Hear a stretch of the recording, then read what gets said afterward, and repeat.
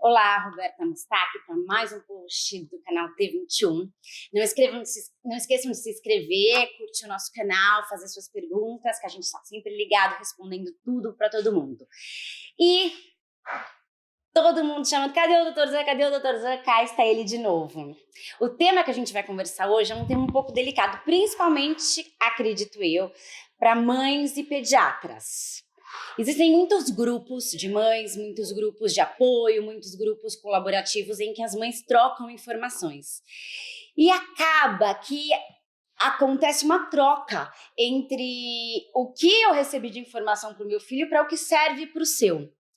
E a gente gostaria de saber da parte médica, como que isso está acontecendo, se isso já chegou em você, as coisas que estão acontecendo em relação a uma consulta ser direcionada para uma criança e como isso chega para você durante uma consulta em relação a outras mães. Isso acontece?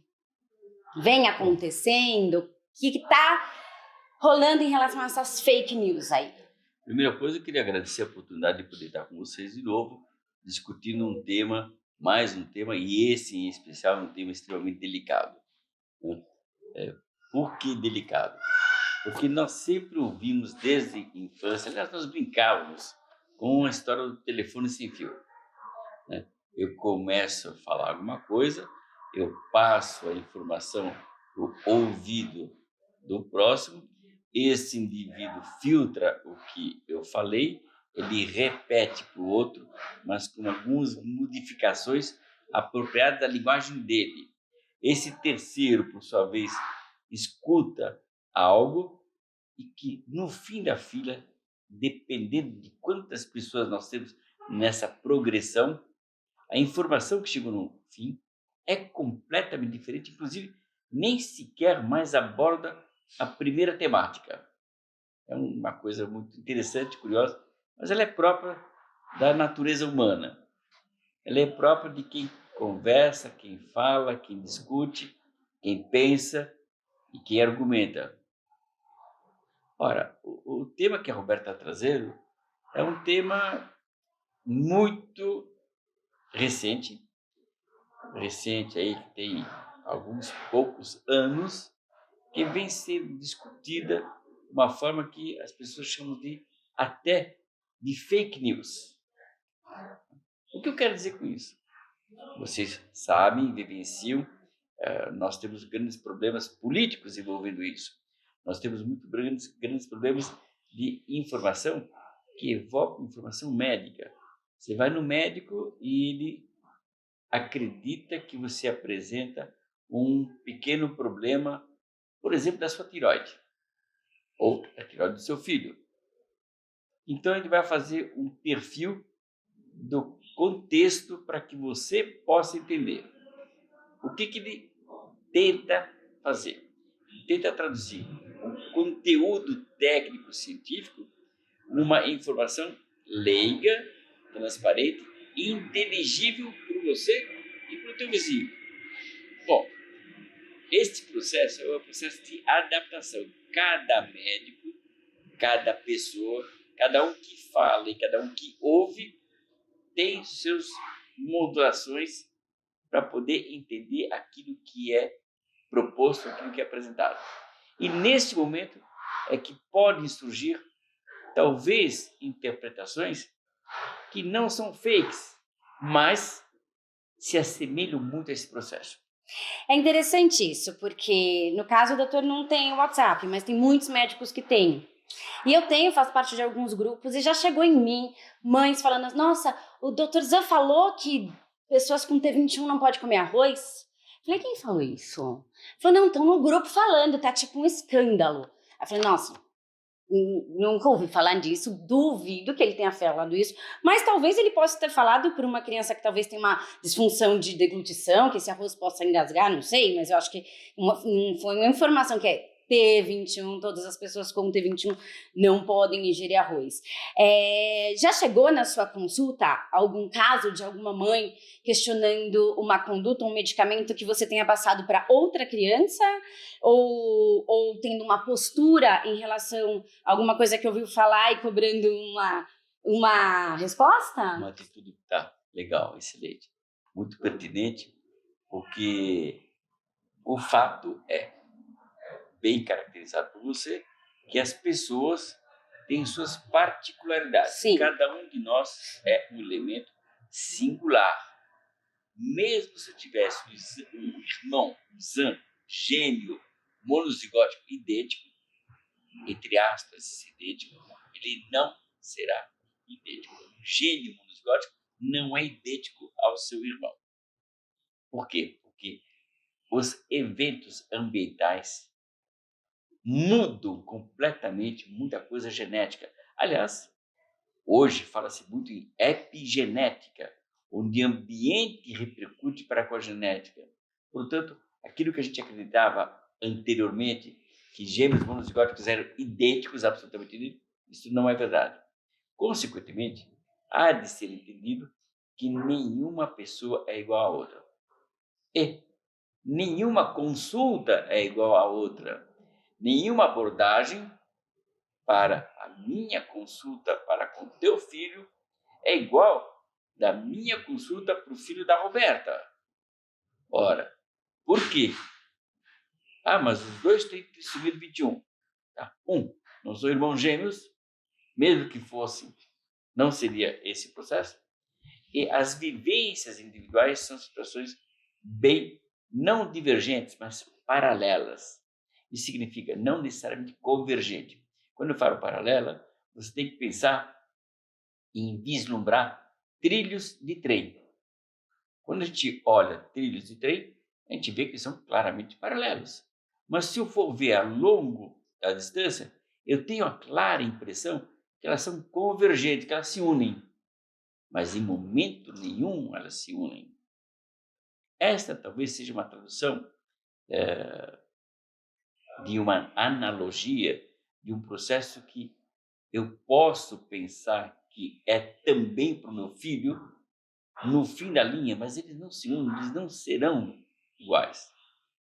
Quando alguma pessoa fala assim, vou lhe dizer uma coisa bem frequente. Por exemplo,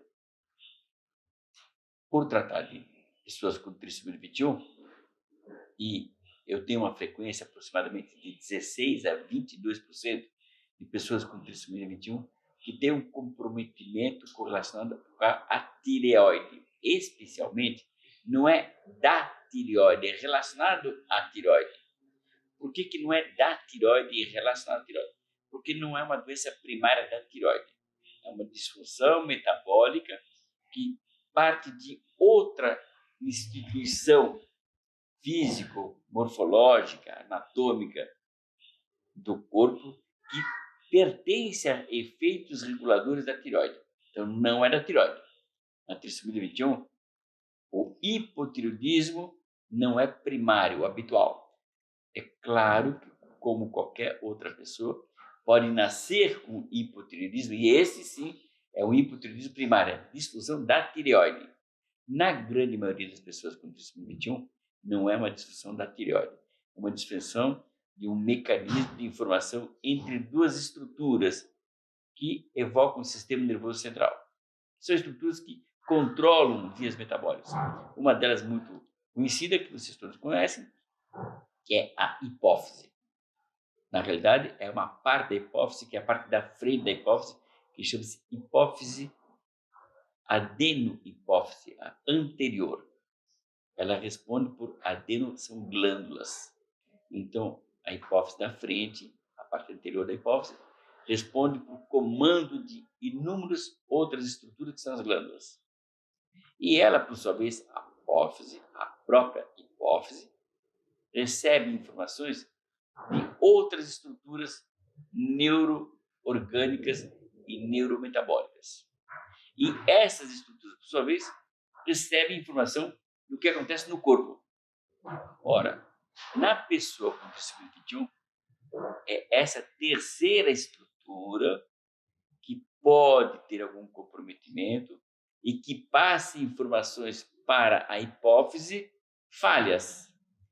E a hipófise, ouvindo, interpretando informações falhas, vai induzir a um estímulo, por exemplo, da glândula referida, que é a tireoide. Então, a hipófise recebeu uma informação que, ao que tudo indica, a tireoide não está funcionando bem. Mas foi uma informação. Telefone sem fio passa uma informação que não é verdadeira. Aí, o que a hipófise faz? Ela pega e faz com que essa tireoide vai funcionar mais intensamente, aumentando, consequentemente, um hormônio estimulante da tireoide. O hormônio estimulante da tireoide é o TSH, Thyroid Stimulation Hormone. Ora, o hormônio estimulante da tireoide faz com que a tireoide vá funcionar mais. Por sua vez, vai produzir mais T3 e T4, que aí vai dar a informação teoricamente correta para aquele órgão, mas esse órgão desarticula essa informação e passa a informação errada para a hipófise. Dentro desse circuito, a gente vai medicar, tem vários contextos que vocês poderão ouvir para avaliações do programa que a Roberta já fez, com certeza, vinculados com disfunções hormonais. Ainda não, vamos fazer. Então, eu vejo que está na hora oportuna de se começar Legal, a fazer isso. um tema sobre disfunções hormonais. Eu faria até talvez de relações dirigidas a determinados órgãos. Legal. Por exemplo, um órgão da tireoide, por exemplo, o órgão vinculado com o crescimento, que é um capítulo muito delicado, um outro órgão de gônadas, que são hormônios sexuais, hormônios suprarrenais, enfim, um universo de glândulas que são pertinentes para que as pessoas tenham, pelo menos, uma informação primária de como é que funciona esse processo na pessoa com trissomia 21. Especificamente, abordando a questão da tireoide, eu tenho tido a oportunidade, a transparência de indicar para um determinado grupo específico que, se a gente comer, se a gente tiver um aporte nutricional de um determinado produto que é derivado de uma raiz que chama-se mandioca, pode ocorrer uma compatibilidade. Isso significa o produto da mandioca pode competir com o hormônio da tireoide. A palavra é pode.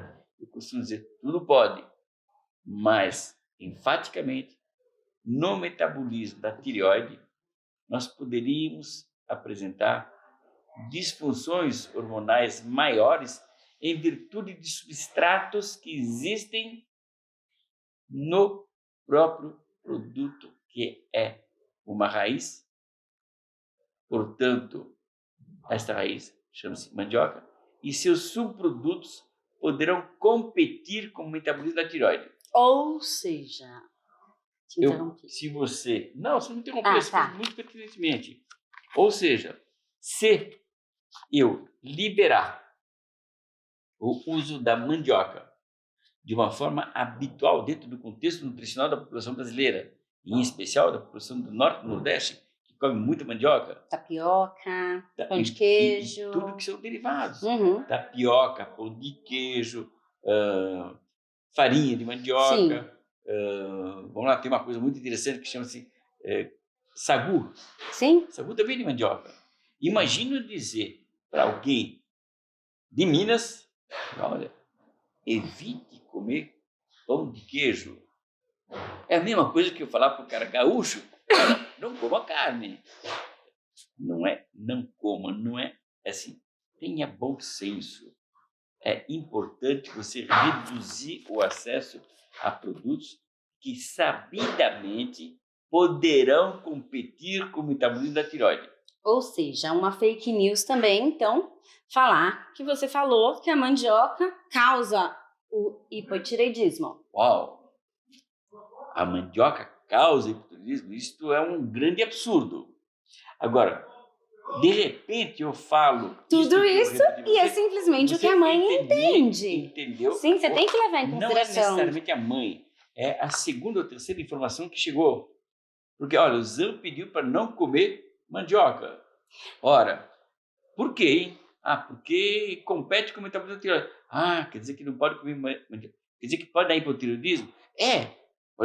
Uau! Então ele entendeu que mandioca pode dar Exato. hipotireoidismo. Isso está errado. Isso é um mecanismo de interpretação errôneo e que vocês precisam começar a repensar Ter cuidado. o que falar e como falar. Porque as pessoas entendem o que querem ouvir. Mais uma pergunta, ainda com o tema de fake news, que agora a gente sabe que a mandioca não causa hipotiroidismo. Na verdade, como mãe, eu um pouco entendo, porque você deu uma super explicação sobre o metabolismo e muitas vezes a pessoa, como leiga, não consegue fazer toda a sinapse aí que você falou. Então, o que ela absorveu? Bom, não posso dar mandioca? Eu vou passar isso pra galera? Então, não é por aí, é como ele explicou, tem toda uma questão, particularidades e individualidades, e essa informação é uma fake news.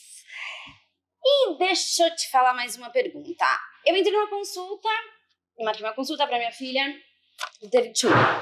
Só que eu tenho outra em casa, que não pôde trazer, e ele tem algumas questões respiratórias e tal. Acontece muito de eu tirar uma duvidinha aqui, outra ali, ou então até querer usar o medicamento que você passou para ela tá com tosse, para tosse ele deu aquele, eu vou usar no outro também. E qual é a consequência disso? Se tudo ok, se não, tudo ok? O que você vê em relação a isso? Entendendo claramente. Você está dirigindo a um uso de um determinado produto que melhora a condição respiratória, em relação ao advento do uso do Montelukast, que é um anti-inflamatório, que é um antileucotrieno e que é muito usado, tem muitos nomes comerciais hoje. Ele é um excelente remédio como opção em processos inflamatórios e também alérgicos respiratórios. Este ano, no fim do ano passado, no começo desse ano, houve referência bibliográfica de uma correlação, não associação, uma correlação de problemas que eu vou chamar de comportamentais, correlacionando esses problemas comportamentais com o uso de Montelukast, que é um antileucotrieno. Ora, o que a gente tem que deixar bem claro? A discussão do evento, fazendo essa correlação, não significa em momento nenhum que esta substância induza distúrbios comportamentais.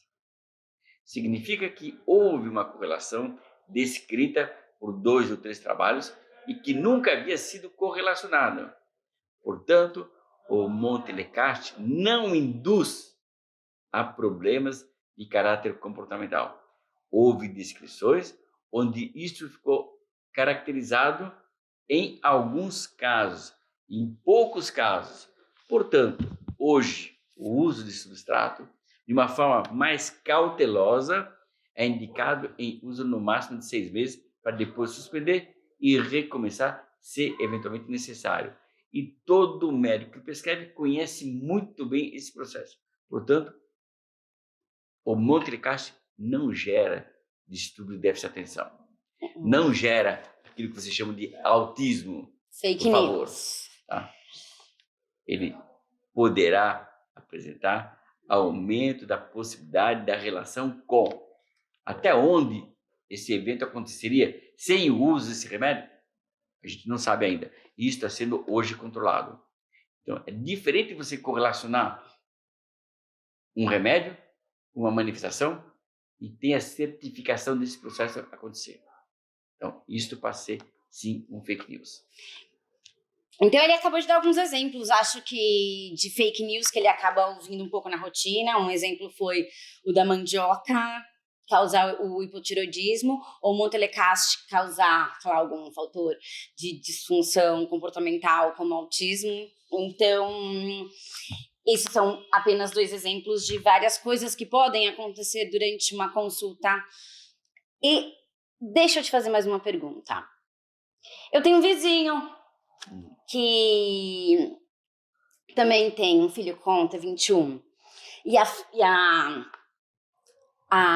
o meu vizinho, a filha dele tá com um vermelhidão aqui nas costas. O que você acha que eu mando ela passar para ele? Isso acontece durante suas consultas? Pode acontecer.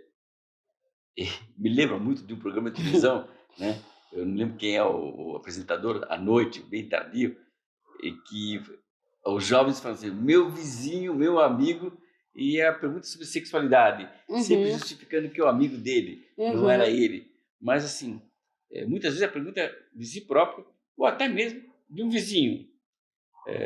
Responder a questões do vizinho é realizado em toda a consulta. Entretanto, isto, de uma forma muito transparente, repercute numa tradução de uma inadequada atenção ao seu próprio filho. A tua consulta é do teu filho.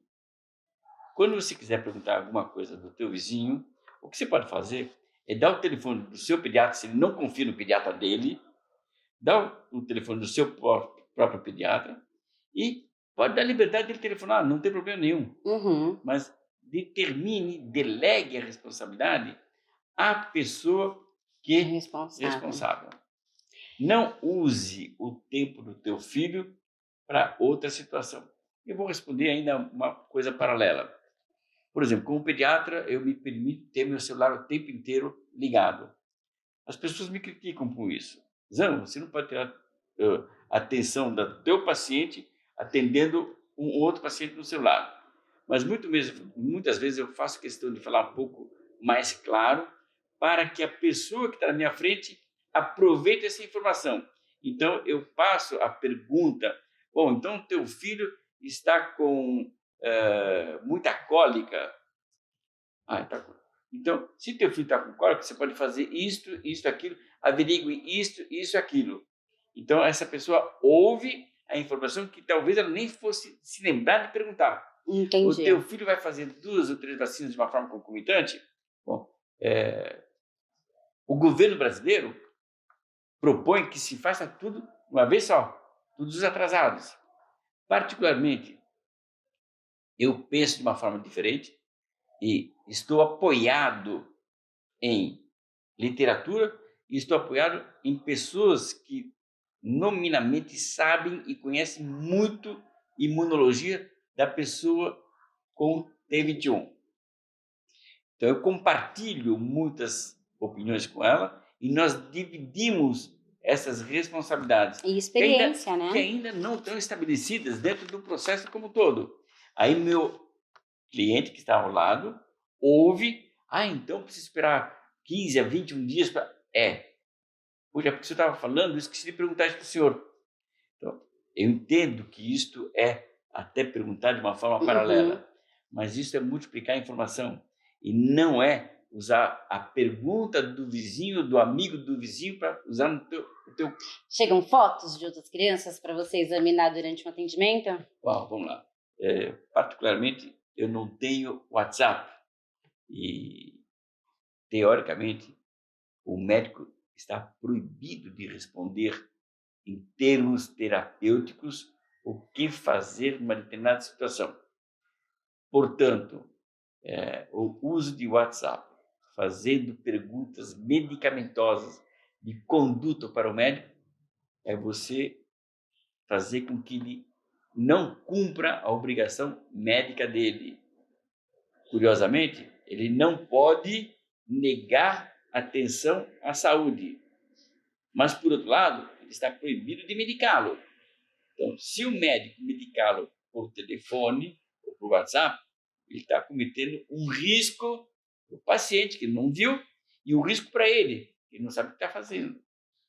Pode até saber o que está fazendo, mas para a situação que ele acredita que fosse, e não necessariamente a situação que seja. Por isso, o Conselho Federal de Medicina orienta médicos a não fazer uso deste instrumento de comunicação. Então fica aqui esse post como um alerta em relação à ética, a respeito, a cuidados com fake news, muito cuidado com os grupos, em relação ao que passou para o meu filho, passou para o seu filho, ou meu filho não pode aquilo, significa que T21 não pode, não é uma verdade. Cuidado e atenção com a questão de telefone sem fio. E Obrigada, doutor Zé, por Não. trazer essa informação pra gente. Eu acho que vai ser muito legal, inclusive, para outros médicos que devem passar até mais do que o doutor por questão de WhatsApp, então elas devem dar print, mandar para outra, e você deve escapar dessa. Então, que fique aqui como alerta e uma atenção, que cada criança é uma e única. Obrigada. Obrigado pela probabilidade e possibilidade de estar com vocês mais uma vez.